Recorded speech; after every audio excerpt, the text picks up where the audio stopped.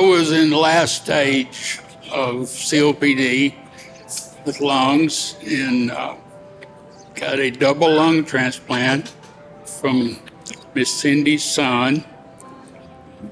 You know, I was actually, I think, about 2 weeks from being done.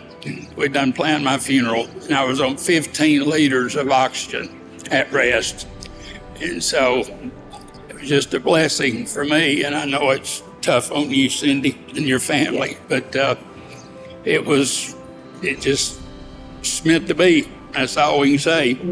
As my son's mom and knowing how he felt about organ donation, I felt like it was my last thing I could do for him because he's gone and I knew that I couldn't bring him back.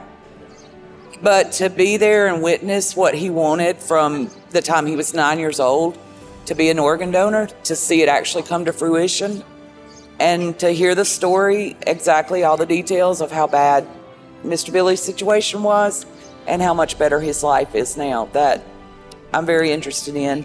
Honestly, the first probably 6 weeks after I got out of the hospital, I had no interest in finding out anything about my donors.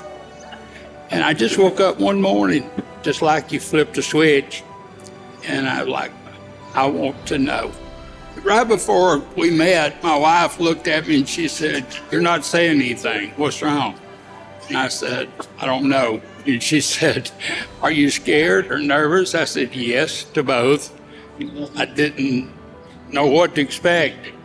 You know, somebody you've never met, and you know you're walking around with part of their family's parts being a double lungs.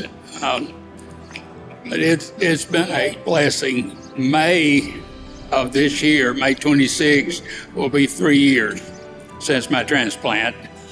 But he loved y'all, didn't he? He was real good with all of his nieces and nephews. There's 6 of them, and he loved them all to pieces, and they loved him. You want to be a donor?